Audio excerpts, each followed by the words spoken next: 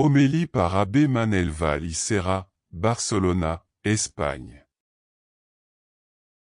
Les bergers y allèrent en hâte, et ils trouvèrent Marie et Joseph, et le petit enfant couché dans la crèche.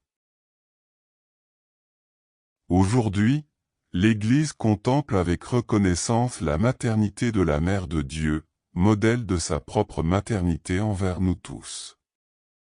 Luc nous présente la rencontre des bergers avec l'enfant, accompagné de Marie, sa mère, et de Joseph. La discrète présence de Joseph suggère son importante mission de gardien du grand mystère du Fils de Dieu. Tous ensemble, bergers, Marie et Joseph, avec le petit enfant couché dans la crèche, sont comme une belle image de l'Église en adoration. La crèche, Jésus est déjà là, en une allusion voilée à l'Eucharistie. C'est Marie qui l'a mis là. Luc parle d'une rencontre des bergers avec Jésus. En effet, sans l'expérience d'une rencontre personnelle avec le Seigneur, on ne trouve pas la foi.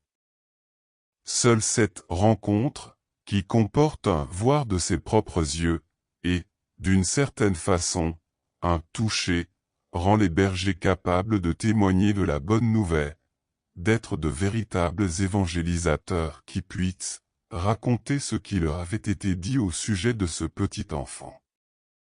Et voici un premier fruit de la rencontre avec le Christ. Tous ceux qui les entendirent furent dans l'étonnement. Nous devons demander à grâce de savoir susciter cet étonnement, cette admiration chez ceux auxquels nous annonçons l'Évangile. Il existe encore un second fruit de cette rencontre. Les bergers s'en retournèrent, glorifiant et louant Dieu pour tout ce qu'ils avaient entendu et vu. L'adoration de l'enfant leur remplit le cœur d'enthousiasme pour communiquer ce qu'ils ont vu et entendu, et la communication de ce qu'ils ont vu et entendu les amène à la prière de louange et à l'action de grâce, à glorifier le Seigneur.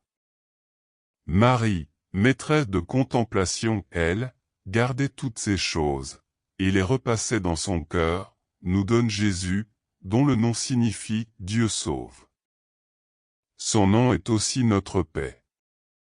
Accueillons dans notre cœur ce nom saint et très doux et ayons-le souvent sur nos lèvres.